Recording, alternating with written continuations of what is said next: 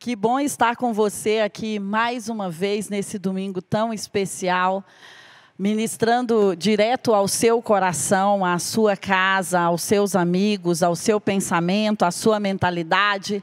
Eu espero que a sua semana tenha sido uma semana de cura, uma semana de paz e uma semana de prosperidade.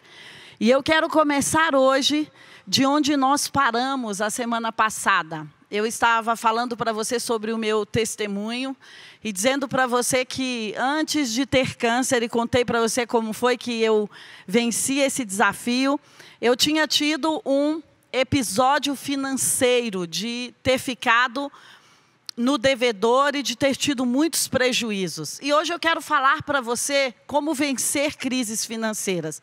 Não é uma receita. Eu não acredito muito em pessoas que têm receitas, mas eu quero te contar a minha experiência. E eu acredito que nós podemos nos inspirar com as experiências das pessoas. Cada pessoa vai aplicar verdades e princípios diferentes para vencer sua crise, sua dor e o seu desafio. E eu quero contar a você hoje, em poucos minutos, que verdades, que princípios eu apliquei nessa época, há 16 anos atrás, e que me tirou de uma crise financeira e que, graças a Deus, nunca mais eu estive nesse estágio. Então, eu não quero apenas propor a você hoje um milagre ou algo que venha como um socorro. Isso é super importante. Mas eu acredito que nós precisamos mais do que isso. Nós precisamos viver uma vida de prosperidade. Nós precisamos ter uma vida de ganhos sempre crescentes. E não um ano estarmos lá em cima e outro ano estar lá embaixo. Eu acredito que ciclos são necessários, às vezes, para aprendermos. Mas quando nós aprendemos com eles, nós entramos na terra prometida e não precisamos mais viver os ciclos do deserto. Então, Salmo 18, no versículo 31, eu tinha meditado com você até o versículo 19. E eu tinha dito que isso era uma palavra profética para você, o restante do Salmo. Eu espero que você tenha lido.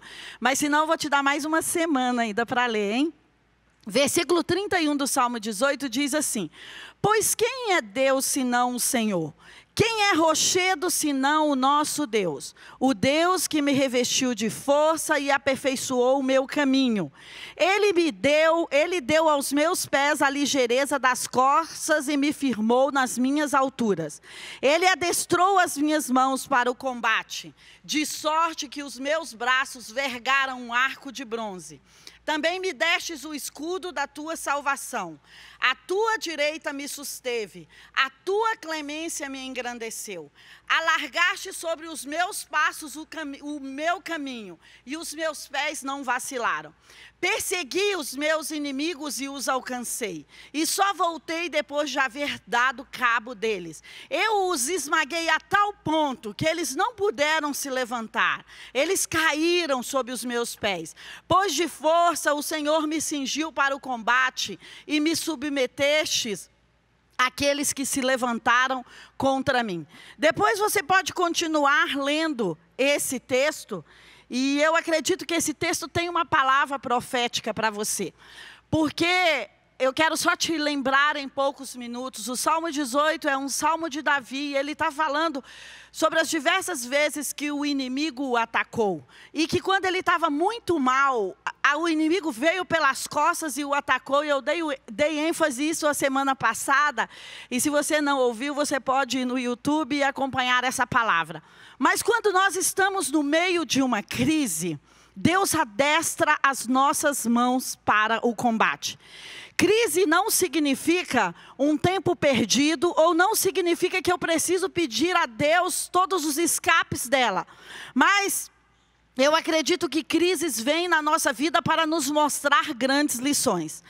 E eu acredito que o mundo todo está passando por uma crise. O bom é que o mundo todo está passando, você não está sozinho nessa. Mas existiram crises que talvez você e eu enfrentamos de formas separadas na nossa vida. E há 16 anos atrás, depois de ter sido curada do câncer, eu ainda tinha uma situação financeira muito difícil. Eu te falei que eu tinha sofrido um prejuízo de R$200 mil naquela época, há 17 anos atrás, 18 anos. Então era muito dinheiro para mim na época. Hoje 200 mil é um dinheiro considerável ainda. Mas naquela época era muito mais difícil sofrer um prejuízo desse. E depois que, graças a Deus, eu venci esse diagnóstico do câncer, a CN foi aberta, nós estávamos estabelecidos na Asa Sul, foi a minha vez de perseguir um outro inimigo. E o Salmo 18 fala disso, que você passa por uma crise, Deus te livra, e durante aquela crise Ele adestra as suas mãos para a batalha. Existem inimigos que Deus vai te socorrer sobrenaturalmente. Eu fui livre de um câncer, de uma metástase de forma sobrenatural, com a ajuda de quimioterapias, mas eu poderia não ter sido livre disso, mas eu fui. Eu acredito no sobrenatural de Deus para isso. Mas existem outros inimigos que estão na nossa terra e no nosso caminho, que Deus diz, agora aprenda e batalhe com eles. E coloque eles para correr, como a gente leu aqui, e faz com que eles tenham medo da sua voz, e o esmague a tal ponto que eles não se levantem mais na sua vida. E há 16 anos, eu tinha dificuldades financeiras. E sabe, eu comecei a pensar, Deus, eu acredito tanto em Ti para a salvação. E eu acreditei tanto em Ti para a cura. Eu estou salva e eu estou curada. Então eu vou resolver em acreditar em Ti para a prosperidade da mesma forma que eu acredito para a salvação e para a cura. E sabe, eu queria meditar nisso. Você acredita em Deus para a sua prosperidade? Se eu te perguntasse para você e você pudesse mandar aí pelo chat, eu acredito que a maior parte das pessoas vão dizer, eu acredito que eu sou salvo. E eu acredito que Deus pode me curar de forma sobrenatural. Eu acredito que o gráfico para as pessoas que acreditam que são salvas é maior do que são para a cura. Mas será que você acredita que a prosperidade é para você? Ou você acha que existem algumas pessoas que são beneficiadas com essa graça? Naquele tempo eu tinha dúvidas sobre isso. Mas acreditar tem a ver com fazer pactos internos. Você fez um pacto interno quando você disse, Jesus vai ser o meu Salvador. E eu não vou morrer na mão do inimigo e eu vou ter vida eterna. Você fez um pacto. E você tem alimentado esse pacto pela oração, pelo jejum, pela leitura bíblica, porque você vem ao culto. De repente você é como eu, você fez um pacto para a cura, você falou, eu acredito em Jeová Rafá. Eu o vi curando aquela mulher do fluxo de sangue, eu o vi curando e ressuscitando mortos, Lázaro, eu ouvi tantas situações bonitas e eu acredito em Deus para a cura. E talvez você tenha um testemunho de cura como eu tenho. Mas deixa eu te dizer, a maior parte das pessoas, às vezes, duvidam que a prosperidade é para elas. Elas pensam, não, eu deveria viver uma vida mediana ou medíocre, porque eu sou um país de terceiro mundo. E eu deveria viver essa vida porque a minha família nunca foi a muitos lugares financeiramente mesmo. Então, que direitos eu teria? Deixa eu te dizer, o mesmo Jesus que morreu na cruz para salvar você, morreu para prosperar você. É o mesmo Jesus. É o mesmo Jesus que morreu para curar você. É o Jesus que morreu para prosperar você. A palavra shalom é nada faltando, nada quebrado e nada fora do lugar. E essa é a paz que Ele disse que deixou a mim e a você, em tempos de crise ou em tempos de bonança. Então, se tiver faltando na minha vida financeira, tem uma dor, tem algo causando um machucado. E naquela época, sabe qual foi a primeira decisão que eu tomei? Que a primeira coisa, eu quero te ensinar não, eu quero te inspirar com 4 coisas nessa tarde. A primeira coisa foi acreditar que o mesmo Deus que me salva é o Deus que me prospera. E sabe o que eu fiz? Eu já tinha lido a Bíblia algumas vezes, mas eu voltei lendo a Bíblia sobre o viés financeiro. E eu amava dar aula na Academia das Nações, sobre finanças, porque eu estava aprendendo sobre isso. E eu comecei a ler a Bíblia com um enfoque financeiro. Deixa eu ver o que Deus fala sobre dinheiro. Deixa eu ver o que Deus fala sobre prosperidade. Deixa eu ver quem era José, quem era Moisés, quem era Davi, quem era Salomão. Eles tinham riquezas ou não? Eles causavam um impacto econômico no mundo ou não? Quem era Abraão? O homem que era considerado um dos homens mais ricos na época e era um servo de Deus. Então eu comecei a entender, a acreditar, a mudar a minha mente, a internalizar, a fazer pactos internos comigo, que a prosperidade é um direito meu, como a salvação e como a cura. E a minha vida começou a mudar ali. Por quê? Porque eu fiz um pacto interno de acreditar que Deus trouxe para todo filho que crê a prosperidade. Por quê? Porque senão o evangelho não seria completo. Quando ele fala em João 10:10, eu vim para dar vida e vida o quê? Abundante. Quem veio para matar, roubar e destruir a sua empresa não foi Deus. E causar bancarrota nos negócios não foi Deus. Então a minha mentalidade começou a mudar acerca de acreditar nas palavras de Deus. E eu poderia citar inúmeros textos, mas nós não temos tanto tempo aqui hoje. Mas eu quero te desafiar a ler a Bíblia sobre esse viés. Você vai ver Deuteronômio 28, você vai ver Josué, você vai ver Isaías, você vai ver tantos textos incríveis. Você vai ver o salmista dizendo: Deus tem prazer na prosperidade do seu povo. Você vai ver Davi falando sobre aquilo que ele tem como riqueza e dando essa instrução ao filho dele. E você vai ver Salomão, que é uma história belíssima, que outros reis da terra vinham para ver a riqueza, o poder, para entender a prosperidade do reinado de Salomão naquela época. Então começa a estudar os homens e as mulheres de Deus, e você vai ver o compromisso financeiro, econômico que Deus tinha com ele. Porque eu acredito que quando você tem as suas finanças saradas, quando você tem a sua mentalidade saradas para finanças, você sara ainda mais pessoas. E eu amo quando o 3 João diz o seguinte: olha, eu faço votos que a prosperidade da sua vida do lado de fora seja como é próspera a sua alma. Então tudo começa para vencer uma crise financeira dentro de nós.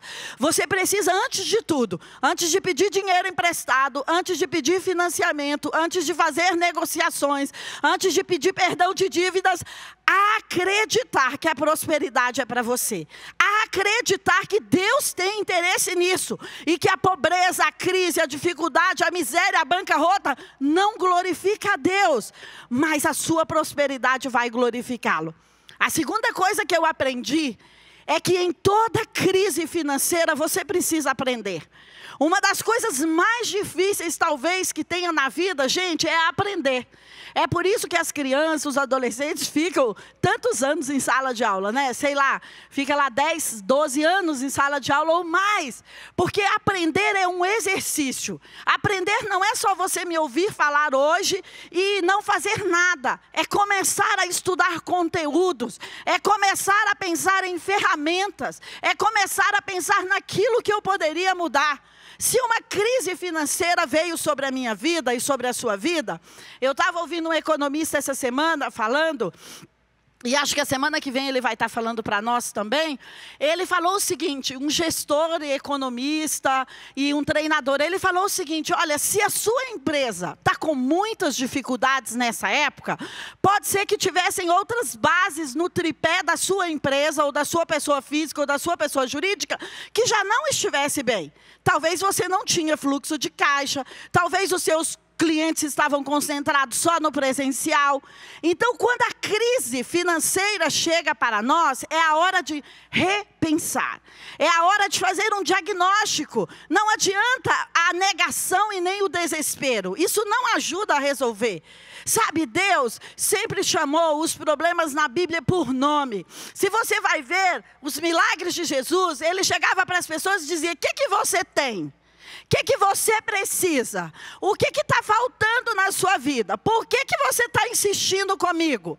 Ele não tem medo de nomear os problemas. Quando você nomeia, olha, é porque eu estou devendo 200 mil reais e não sei o que fazer. Olha, é porque eu estou no cheque especial. Olha, é porque eu estou devendo os cartões. Olha, é porque eu não gostaria de fazer uma fusão com uma empresa tal, mas vou ter que fazer. Olha, é porque eu não sei o que fazer com a minha folha de pagamento. Deixa eu te falar, faz um diagnóstico. Tenha coragem. Fazer diagnósticos é para pessoas corajosas. Pega os seus balanços, fala com a sua contabilidade, fala com o seu jurídico, olha as suas entradas e as suas saídas e fala, olha, eu estou com dificuldade aqui. E o que eu posso aprender com essa dificuldade? Essa crise que nós estamos atravessando é uma crise diferente, porque você tem muitas ajudas externas do governo e facilidade de financiamentos, e graças a Deus por isso, isso é um socorro que está nos vindo. Mas você precisa analisar além disso. Qual é a inovação que você causou nos seus processos ou nos seus produtos? Qual é a disrupção que você causou na sua empresa, elevando ela a produzir um outro produto que nem existia aí? Então, crises é hora para fazermos diagnósticos, para repensarmos, para aprendermos e para adestrar a nossa mão para o combate, como nós lemos no Salmo 18. Tem coisas, gente, que nós só vamos aprender quando a dor bate na nossa porta. Tem coisas que nós só vamos aprender quando a crise se instala. Tem coisas que nós só vamos aprender quando perdemos pessoas. Tem coisas que nós só vamos aprender quando tem menos dinheiro no banco. Então, deixa eu te dizer, tem lições para aprender agora nessa crise. Tem lições para aprender em qualquer crise financeira que você viva. A crise é uma escola, é uma pós-graduação, é um MBA, é um mestrado. E você precisa falar, Senhor, quais são as lições que eu preciso aprender aqui nessa crise? Porque deixa eu te dizer, tem lições para aprender. E sabe qual é o maior capital quando se sai de uma crise? Não é o dinheiro, nem a superação, nem a empresa que não foi para a bancarrota, ou que foi e você conseguiu abrir outra. É o aprendizado. Sabe por quê? Isso você nunca mais vai esquecer. Isso vai ser o ingrediente, a receita, vai ser o combustível que você terá para vencer qualquer outra crise que apareça na sua frente. E eu sou tão feliz por isso, que há 16 anos atrás eu comecei a pensar nisso. Como eu faço para vencer crises financeiras daqui para frente? Esse momento está difícil para nós, como para todo mundo. Mas nunca mais eu me vi sucumbida. Nunca mais eu me vi em bancarrota. Sabe por quê? Porque aqueles princípios que eu aprendi há 16 anos atrás, são os mesmos princípios que eu estou aplicando para as crises de hoje.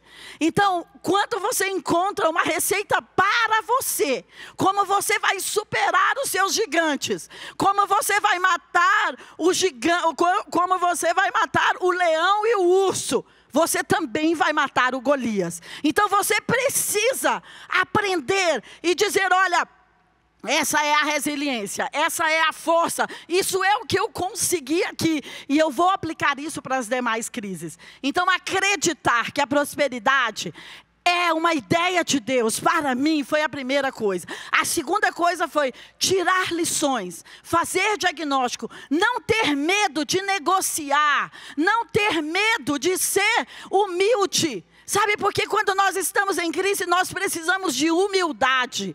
E aquele que se dispõe a aprender é alguém com coração humilde. Porque quando você vê alguém que não quer aprender, que não quer aceitar sugestões, que não quer ouvir conselhos, essa pessoa não tem um laço de humildade na vida dela. Mas quando você tem um coração humilde, você vai falar para aquele fornecedor, ou para aquela pessoa que você tem boletos, ou para aquela outra pessoa, você vai falar para eles, olha, o que eu posso fazer para mudar esse ecossistema? Eu quero pagar, mas me dá um tempo. Você tem outro produto que eu possa vender no lugar desse que não deu certo? Eu preciso da sua misericórdia. Sabe, eu tenho uma coisa incrível para te contar. Há 16 anos atrás, quando eu fiquei devendo 200 mil reais, deixa eu te dizer, eu não tive o meu nome em nenhum SPC, em nenhuma Serasa, em nenhum lugar. Sabe por quê? porque eu fui atrás para negociar, porque eu disse que estava disposta a pagar, porque eu pedi descontos pela dívida, porque eu falei, olha, eu tenho um carro, posso entregar, eu tenho, sei lá, um apartamento, posso entregar, o que eu poderia fazer para negociar? Talvez você está falando, tá, eu não tinha bens nenhum na época para entregar, mas você tem a sua força, e você pode chegar lá e pode falar, olha, me dá 6 meses para começar a pagar. Tudo depende dos pactos internos que nós fazemos dentro de nós. Se você acredita que a prosperidade é para você, você vai acreditar que o momento de crise, de bancarrota, de falência, é apenas um momento. Isso não é quem você é. Isso é pelo que você está passando. Você é um filho de Deus que é dono do ouro e da prata, que tem os céus como modelo e que não tem nenhuma crise financeira lá. E que ele tem inovação e tecnologia para enviar e para você criar outros produtos e para você sair disso. Isso é apenas um momento. Deus não destinou que o povo dele morasse no deserto. O lugar para o povo era a terra prometida, onde estavam todos os suprimentos, onde tinha uva, onde ia plantar, uva ia colher, e onde ia fazer vinho, e onde ia poder minerar a terra e arrancar ouro e arrancar outras coisas. Então Deus tem suprimento para você. Deus não enviou a mim e a você nesse mundo e disse, se vira. Não. Antes Ele deixou o suprimento aqui para a minha empresa, para você e para os seus funcionários. E a terceira coisa que eu quero dizer para você é que eu fiz uma decisão muito séria na minha vida. Depois de fazer a decisão de acreditar e de ler a Bíblia sobre o viés da prosperidade, eu decidi que generosidade ia ser uma cultura na minha vida. Os generosos atraem o favor. Isso foi uma decisão que eu fiz há 16 anos atrás. E acredita, isso hoje está no automático da minha vida. Mas todo início, você precisa fazer um esforço. Todo início, você precisa fazer um esforço para transformar a sua mentalidade, para transformar a sua cultura pessoal. Então, a sua cultura pessoal é de quê? Qual nome você daria para a sua cultura pessoal? É de escassez? É de medo? É de pobreza? Ou é de largueza? Nós lemos o texto aqui. Falar de vida é diferente de falar de técnicas ou de modelos ou de coisas que você aprendeu na escola. Falar da escola da vida é um pouquinho diferente. Então, esse texto aqui, ele fala o seguinte, quando você aprender e se você ler, ele vai ter o termo de justiça por vários lugares. E justiça vai falar de prosperidade, de generosidade, depois você pode ver sobre isso. Mas por vários lugares ele fala de justiça. Olha, por causa da pureza das suas mãos, porque você cumpriu seus votos, porque você foi uma pessoa justa. E sabe o que ele diz? Eu vou alargar o seu caminho. E sabe o que eu tenho experimentado? E o que eu posso dizer para você não é uma receita, é uma experiência. Todas as vezes que você é generoso, um caminho se alarga para você. Você deixa de começar a andar por becos, por caminhos estreitos, por lugares difíceis e começa a andar por lugares largos. Você começa a ter um rio de conexões. Você começa a ter um rio de pessoas interessadas nos seus produtos. Você sempre vai ter uma saída. Deixa eu te dizer, nós estamos tendo saídas nessa crise. Nós estamos nos reinventando nessa crise. Então eu pude pensar em todas essas chaves que eu estou colocando aqui para você, inclusive na atual crise. Na atual crise nós estamos acreditando que nós não vamos ficar no devedor, que nós não vamos precisar demitir nossos funcionários, nem fechar os nossos templos, não. Nós estamos acreditando e nessa crise nós estamos ajudando as pessoas, nós estamos mandando ofertas para outras pessoas, em outros estados do Brasil. Sabe por quê? Na hora da crise, é o maior teste para a sua generosidade. Porque na hora da crise, você fala, eu preciso segurar o que eu tenho. Mas isso é mentalidade de pobreza. Isso não é mentalidade de quem acredita que Deus não vai desamparar o justo e nem deixar a sua descendência mendigar o pão. É óbvio que você tem que ter as suas reservas, e que você tem que ter seu fluxo de caixa, e que você tem que ter a sua poupança, mas você precisa dividir o seu pão, você precisa repartir o que você tem. E eu quero propor algo para você. Você procure uma pessoa por dia para ser generosa. Você comece a fazer esse exercício, porque você pode ser generoso mandando uma mensagem, fazendo uma comida a mais na sua casa e mandando para a casa da pessoa. Você pode ser generoso dizendo: olha, quando passar ou até agora eu vou mandar entregar umas roupas para você. Você pode escolher a forma que você vai ser generoso. Mas deixa eu te dizer, generosidade atrai o favor das pessoas e de Deus sobre a sua vida. Isso é uma chave. Tanto que os economistas estão falando sobre isso. Tem um livro lindo do Adam Grant, Dar e Receber, economia das dádivas. As empresas estão aprendendo sobre isso, que se elas estiverem um valor ali reservado para o social, para a doação, para ajudar pessoas, isso promove o favor a respeito delas. Pessoas estão querendo fazer negócios com empresas que pensam em doações. Isso está começando a ser um denominador no mundo. Então a generosidade precisa ser uma cultura pessoal. Eu aprendi isso há 16 anos atrás. Como nós podemos, na hora da crise, na hora que você não tem nada, que você acha que não tem nada, você pode chamar. Eu poderia citar vários exemplos para você, mas eu acho que se eu citar eu vou chorar e não vou terminar de falar o que eu quero para você. Mas eu me lembro que eu pensava: poxa, eu quero agradar alguém. E o que eu poderia fazer para agradar essa pessoa? Às vezes vai custar algum sacrifício seu. Às vezes, para você ser generoso, vai custar algo. Talvez você vai comer carne moída ao invés de comer filé mignon, mas você vai ajudar uma outra pessoa a comer carne moída com você, entendeu? Você vai ajudar outra pessoa a comer ovo com você. Você não é tão miserável que não tenha nada para repartir.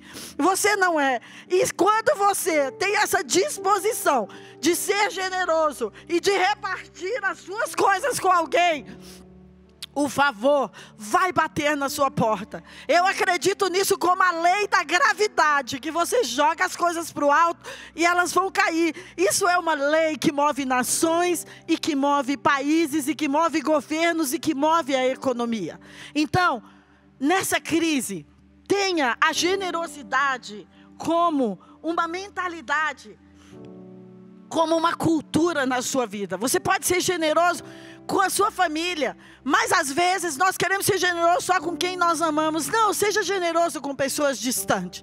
Seja generoso com ministérios, com empresas, com pessoas que estão precisando nessa hora.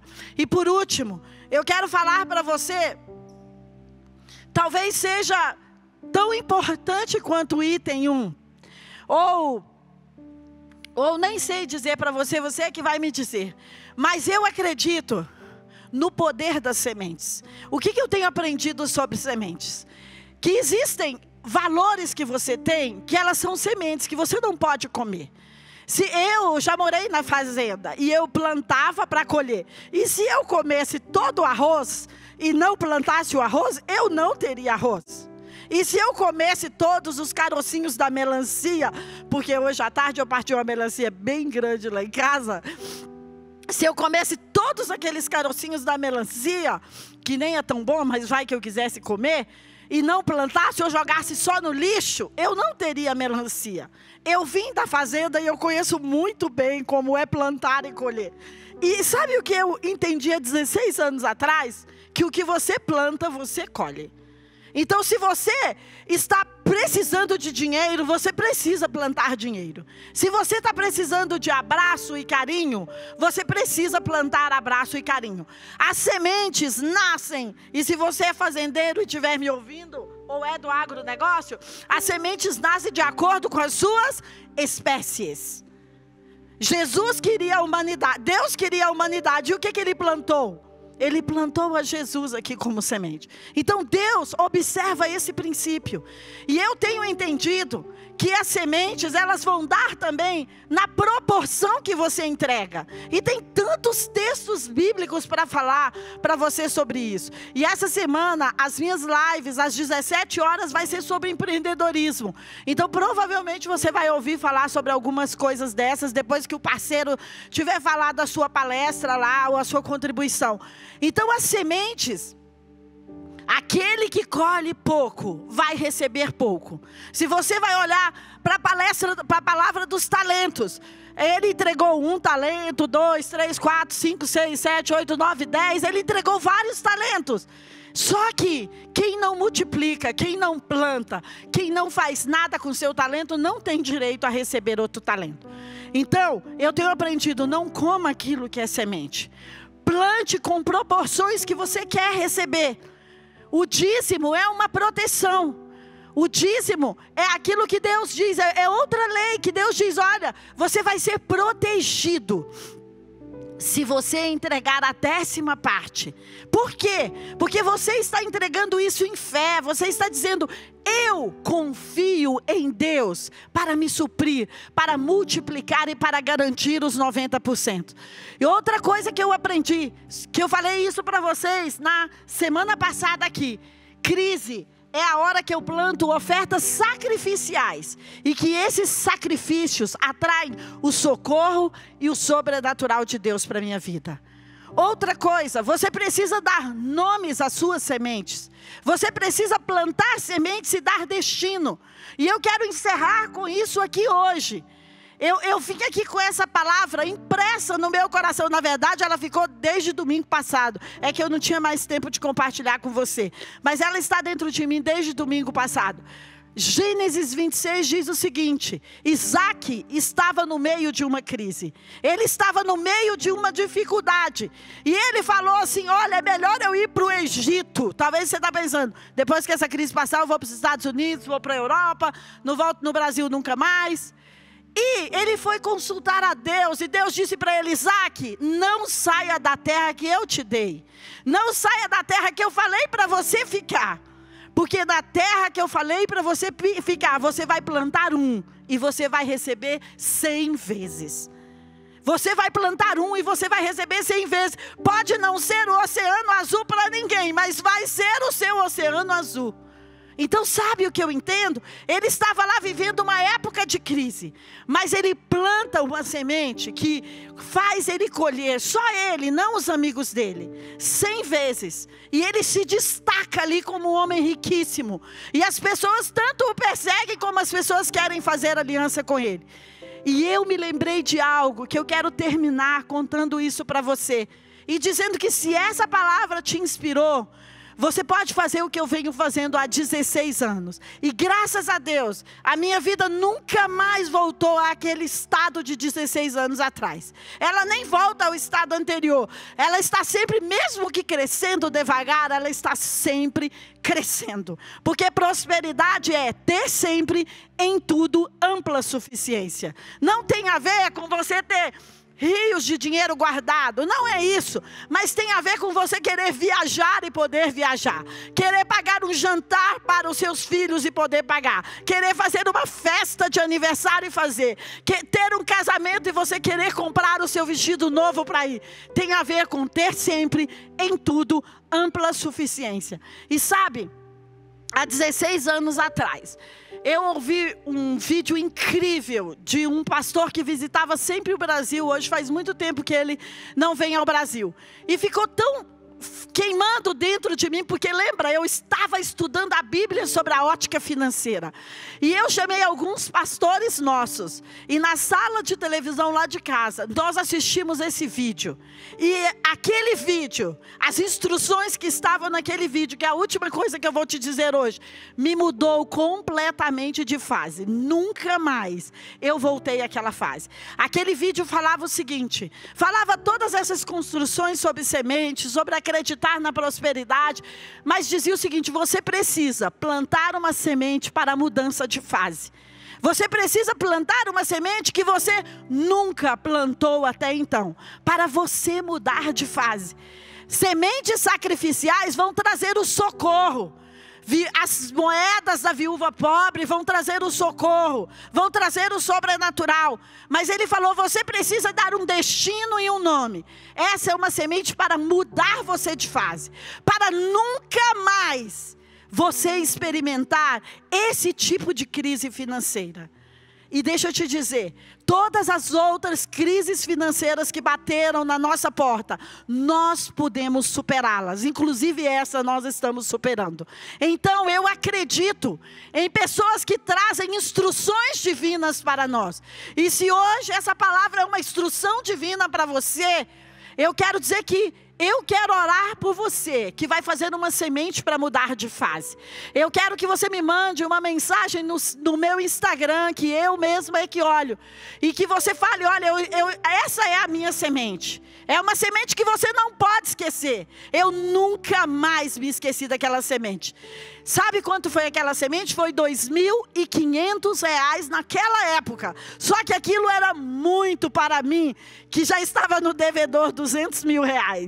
Era muito, mas eu nunca mais experimentei crises financeiras como aquela. E qualquer outra crise que bateu na nossa porta, nós tivemos a atmosfera, a largueza, a capacidade para tomar, adestrá-la e para suprir. Então eu acredito que se você acreditar como eu, que mesmo no momento de crise como esse, você pode lançar uma semente para mudar a sua empresa, a sua fábrica, a sua família, de estação financeira. De lá para cá, nós só crescemos financeiramente. Se você é um amigo pessoal, você vai saber disso. Ou amigos pessoais vão poder falar disso para você. Não só a minha vida pessoal, como a do JB, como a da CN. Sabe por quê?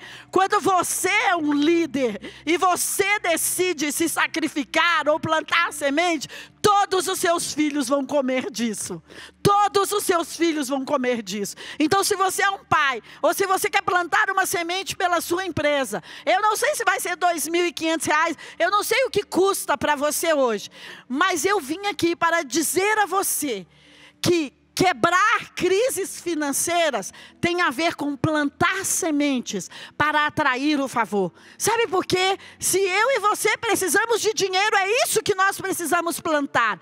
Essa sua semente hoje, ela vai ser o antídoto, a cura daquilo que você precisa atrair. Ela vai ter uma missão de chamar o suprimento para a sua vida. E não apenas como socorro. Eu não estou aqui com essa proposta no meu coração de falar para você apenas sobre um socorro, sobre um empréstimo, sobre alguma coisa. Não, não estou falando disso. Eu estou falando que Deus vai dar a você a capacidade de agregar financeiramente sempre mais e mais. A minha vida foi marcada por essa semente na sala de jantar da minha casa, na sala de televisão da minha casa. Talvez é a mesma coisa. Eu fiquei pensando, uau, será que o ecossistema está parecido? Eu assisti um vídeo de alguém falando sobre isso. E talvez hoje a gente está num ecossistema semelhante. Você está assistindo um vídeo. Então plante uma semente. E eu quero receber a sua mensagem, com o nome da sua semente, com aquilo que você deixou como semente. Se você precisa entregar uma escritura, entregar alguma coisa, a gente vai ter alguém para pegar isso no seu estado, ou para pegar isso aqui em Brasília com você. Eu só entendi que essa palavra estava no meu coração desde domingo passado para você. Sabe para quê? Para propor a liberdade financeira. Eu não aceito que isso seja um modelo só para mim. Aonde eu posso falar para pessoas sobre liberdade financeira, eu quero contar sobre a minha própria liberdade financeira. Sabe por quê? Porque eu acredito que o mesmo Deus que salvou você é o mesmo Deus que quer prosperar você. E enquanto essa música toca, esse louvor toca, você pode olhar as contas que estão aí, ou você pode acessar o app, ou você pode ir pelo QR Code, ou você pode fazer uma transferência, ou parece que você não precisa nem encerrar o culto aqui para fazer algo. E eu quero orar com você, porque nós vamos fazer essa oração de quebrar toda a dificuldade financeira que veio até aqui. Você não vai viver mais isso. Você vai considerar que hoje é o dia mais pobre da sua existência. Nunca mais você terá esse nível ou de pobreza, ou de miséria, ou de de dificuldade financeira. Sabe por quê? Se esses princípios me libertaram, eu quero ser um modelo e uma inspiração para você. Eu quero declarar que a mesma prosperidade que entrou na minha vida há 16 anos atrás, e que nunca mais eu precisei experimentar aquele tipo de crise. Não é que as crises não existiram, mas sempre tiveram ótimas soluções para sair delas. Eu quero orar para que essa energia, essa frequência, essa unção, essa atmosfera, para sair vencedor de crises, e para não perder completamente os seus patrimônios, para não precisar vender imóveis para pagar dívidas, como eu tinha feito naquela época. Nunca mais eu precisei fazer isso. Eu oro para que você possa ser impactado pela mesma colheita que eu fui, e que você pode ser acrescido todos os anos para um novo padrão financeiro. Eu declaro que essa é a oferta da sua expiação, que essa é a oferta da sua libertação. Você não vai viver esse cativeiro. Eu vivia de ciclos naquela época, de conquistar e perder, mas nunca mais foi assim. E debaixo dessa época e dessa atmosfera e daquilo que nós estamos aplicando há 16 anos, você também não vai viver de ciclos em ciclos, de ganhar e perder, mas você só vai crescer daqui para frente, porque essa oferta que você está plantando hoje, você vai se lembrar dela, você vai se lembrar desse sofá, desse momento, você vai se lembrar dessa hora que a sua mente mudou e entendeu que a prosperidade de Deus é para você. Eu oro pela sua mente, e eu declaro que ela não vai ser pega pelas circunstâncias, mas que você vai acreditar que o seu Pai é o dono do ouro e da prata, e que Ele não tem prazer naquilo que você não consegue honrar financeiramente. Não, Ele não tem prazer, mas Ele tem prazer na sua prosperidade. E eu abençoo você, debaixo de todas as portas que o Senhor tem aberto para nós, os caminhos largos, o favor. Eu declaro você que você está sendo pego pela mentalidade, pela cultura da generosidade, e que você vai andar em semeadura, e que você vai andar em generosidade, e que você vai sempre plantar e dar nome para as suas colheitas, e que elas vão chegar. Eu abençoo você para nunca mais viver esse padrão financeiro, mas para viver sempre além, em nome de Jesus. Antes de terminar, eu quero dizer a você uma coisa: não esquece de mandar a sua mensagem para o meu Insta e o nome que você deu, porque a sua oferta hoje, que você está plantando hoje, ou que você vai plantar, que a gente vai precisar pegar com você, ela vai estar numa missão. Sabe qual é a missão? Buscar a sua prosperidade, o seu futuro financeiro. Ela está em uma missão. Você está dando uma missão, porque quando você planta uma pequena semente de melancia, ela está numa missão. Ela precisa produzir um ramo e dar várias outras melancias. Então a semente tem um poder para trazer as outras coisas da linhagem dela. E eu quero ver o seu destino lá. E outra coisa que eu quero dizer para você: faça uma lista de todas as sementes que você se lembra que você plantou e que você deu nome a elas. Coloca na parede, coloca no seu iPad, coloca no seu telefone e mostra. Faça como Isaías: Senhor, eu estou entrando diante de Ti e mostrando que eu plantei essas sementes e que eu dei esse destino. Então você vai estar regando a sua palavra profética em fé.